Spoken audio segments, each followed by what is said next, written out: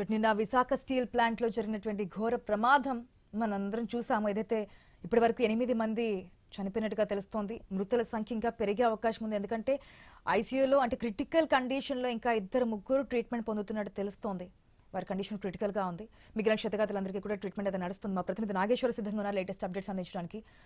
Nageswararao, latest updates ఏంటి? విచారణ committee ఎప్పుడు విచారణ స్టార్ట్ చేయబోతోంది? అదేవిధంగా డిప్యూటీ సీఎం మినిస్టర్ కూడా విశాఖకు చేరుకోబోతున్నట్టు తెలుస్తుంది. ఆ డీటెయిల్స్ అంటే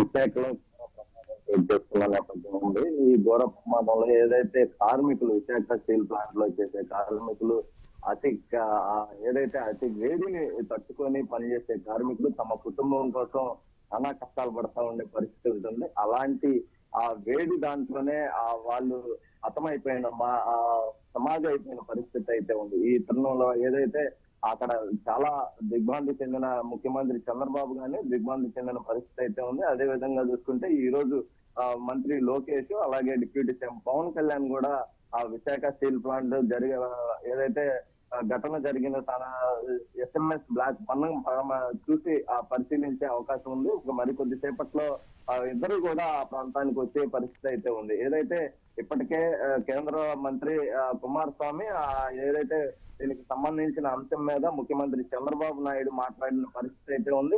క్షతగాత్రులకు సంబంధించి వారికి ఎస్సీ ప్రకటించే విధంగా కూడా ముందుగా చర్యలు తీసుకున్న పరిస్థితి అయితే ఉంది. ఎందుకంటే వారు ఈ యొక్క 1540 పైచిలకు డిగ్రీల వేడిని తట్టుకొని వాళ్ళు పనిచేస్తున్నా ఉండడం, ఆ యొక్క వేడి దాంట్లోనే వాళ్ళు సవాలుగా మారిన పరిస్థితి అయితే ఉంది. అసలు సవాలు కూడా కనిపించిన పరిస్థితి తగిలినట్టుగా మనకి తెలుస్తుంది. అయితే అదే విధంగా మొత్తంగా 8 మంది మరణాలు, అలాగే 6 మంది ఏదైతే హాస్పిటల్లో క్షతగాత్రులు హాస్పిటల్లో వైద్యం పొందుతున్న నేపథ్యం ఉంది. వీరందరికీ కూడా ఏదైతే కొందరు ప్రైవేట్ గాను అలాగే పర్మనెంట్ కార్మికులుగా అందులో పనిచేస్తున్నారు. అయితే ప్రైవేట్ కార్మికులకు కూడా పర్మనెంట్ కార్మికుల లాగా వచ్చే ఎక్స్గ్రేషియా ప్రకటించనున్నట్టుగా కూడా మనకు తెలుస్తుంది. కుమారస్వామి ద్వారా అలాగే జిల్లా యంత్రాంగం ద్వారా అధికారుల ద్వారా అయితే ముఖ్యమంత్రి చంద్రబాబు ఇప్పటికే సమీక్ష దీనికి సంబంధించి నిర్వహించి ఆయన మొత్తం విషయాలను అయితే కనుక్కున్నట్లుగా తెలుసుకున్నట్లుగా తెలుస్తుంది. అదే విధంగా వారికి కావాల్సిన